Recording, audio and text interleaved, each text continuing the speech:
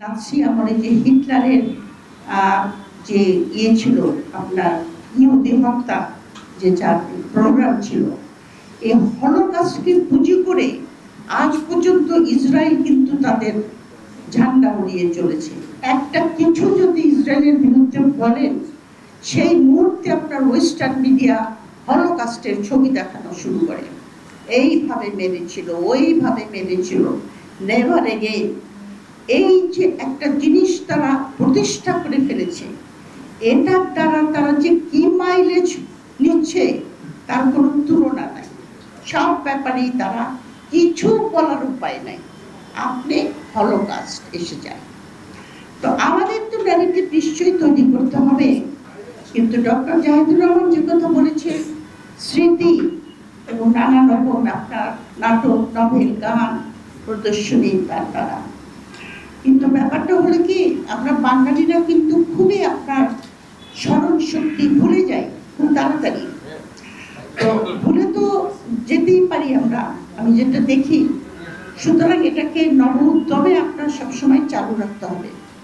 কিন্তু যে জিনিসটা আমি এখানে বলতে চাই সেটা হলো যে বাঙালি আমরা খুব আবেগপ্রবণ, স্মৃতি ধরে রাখবো, গান গাইবো, সবকিছু করবো, কিন্তু কাজের কাজ করতে পারবো কিনা সেটা দেখতে হবে। আজকে জুলাই অভ্যুত্থানের যে সনদ, সেই সনদটা পর্যন্ত এখন পর্যন্ত ঠিক মতো তৈরি হয়নি। এই সনদ যদি তৈরি না হয় এবং এটা যদি আপনার সংবিধানের অংশ করে না নেওয়া হয়, এবং সনদে যে জাতীয় রাষ্ট্রের স্বপ্ন দেখা হয়েছে সেগুলির যদি আপনার কোনো সংস্কার না হয় এবং সংস্কার না দিয়ে একটা নির্বাচন করে যদি আমরা পথ চলা শুরু করি, আমি অত্যন্ত দুঃখের সঙ্গে এই কথা বলবো যে ফ্যাসিবাদের রিটার্ন এদেশে আবার হতে পারে। আমি সেই সংখ্যা উড়িয়ে দিতে চাই না। আমি মনে করি যে আমাদের সংস্কার অবশ্যই করতে হবে, আমাদের বিচার অবশ্যই করতে হবে, এবং তারপরে আমরা নির্বাচনের কথা ভাববো।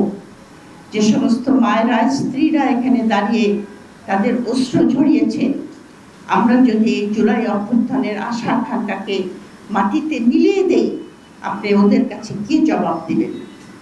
ওদের কাছে শুধু জবাব দেওয়া নয়, আপনি আল্লাহর কাছে কি জবাব দেবেন? যে এই যে সমস্ত নিরীহ সন্তান তুল্য বাচ্চারা বুলেটের সঙ্গে জীবন দিয়েছে ফ্যাসিবাদ উত্থানের সঙ্গে, সেখান থেকে কিন্তু আমি যেটা দেখতে পাচ্ছি, আমার যেটা অবজারভেশন, সেই অঙ্ক থেকে আমরা সরে এসেছি। আমি দেখতে পাচ্ছি আমাদের রাজনীতিতে অস্থিরতার সংকেত, আমি দেখতে পাচ্ছি আমাদের রাজনীতিতে পলিটিক্যাল পার্টির ভিতরের একে অন্যের দ্বন্দ্ব, আমি দেখতে পাচ্ছি যারা জুলাই অভ্যুত্থান ঘটিয়েছিলেন তাদের ভিতরেও নানা রকম অনৈক্য এবং দ্বন্দ্ব। এগুলি কিন্তু সবই খুব অশুভ লক্ষণ, এবং আমি খুব মাঝে মাঝে বসে চিন্তা করি যে এই সুযোগ যদি আমরা এবার হারাই, বাংলাদেশকে নতুন করে বিনির্মাণ করার জন্য, ভারতীয় আধিপত্য ভাব থেকে মুক্ত করার জন্য, বাংলাদেশকে একটি সত্যিকারের গণতান্ত্রিক মানবিক রাষ্ট্র তৈরি করার পথ থেকে আমরা যদি সরে আসি, এই জুলাই অভ্যুত্থানের আশা আকাঙ্ক্ষা যদি আমরা ধারণ করতে না পারি, আমার ভয় হয় যে বাংলাদেশ একটা অন্ধকার যুগে প্রবেশ করবে। সুতরাং এই ঐক্য ধরে রাখা অত্যন্ত জরুরি, এবং এই ঐক্য ধরে রাখতে যা করা দরকার আমি আগে পার্টির প্রতি আহ্বান জানাবো, তারা যেন সেই চেষ্টা করে যায়। তাদের ন্যারেটিভ তৈরি করা যেরকম প্রয়োজন, সেরকম মাঠে ময়দানে দাঁড়িয়ে কি করে আমরা জুলাই অভ্যুত্থানের আশা আকাঙ্ক্ষাকে ধারণ করব, কি করে আমরা এটাকে সনদটাকে সংবিধানের অংশ করে দেব, কি করে আমরা যারা বিপ্লব করেছে তাদেরকে দায় মুক্তি দেব, কি করে আমরা এমন একটা নির্বাচন করবো যে নির্বাচনে তারা প্রান্তিক জনগোষ্ঠী, আপনারা যদি একটু অবজার্ভ করে দেখেন যে 80% লোক যারা এই আন্দোলনে অংশগ্রহণ করেছিল তারা সব প্রান্তিক জনগোষ্ঠীর লোক। মারা গেছে যারা শহীদ, তারাও কিন্তু বেশিরভাগ প্রান্তিক জনগোষ্ঠীর লোক। কিসের আশায় তারা রাস্তায় বেরিয়ে এসেছিল?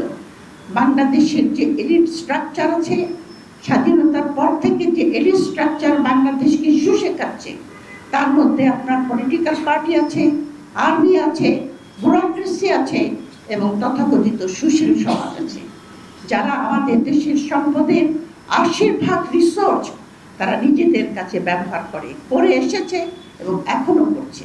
বাকি 20% অন্য 80% লোকের জন্য খরচ করা হয়। সেখানে আমাদের স্বাস্থ্য নাই, স্বাস্থ্যের ব্যবস্থা নাই, এডুকেশনের ব্যবস্থা নাই, গণতন্ত্রের মূল্য কোনো নাই, বৈষম্য সব জায়গায়, দুর্নীতি রন্ধে রন্ধে প্রবেশ করে গেছে। আমরা মনে হয় বাংলাদেশ একটা, আমার কাছে মাঝে মাঝে মনে হয় যে একটা জাহাজ অথই সমুদ্রে ভাসছে, কিন্তু সেটার কোনো ক্যাপ্টেন নাই।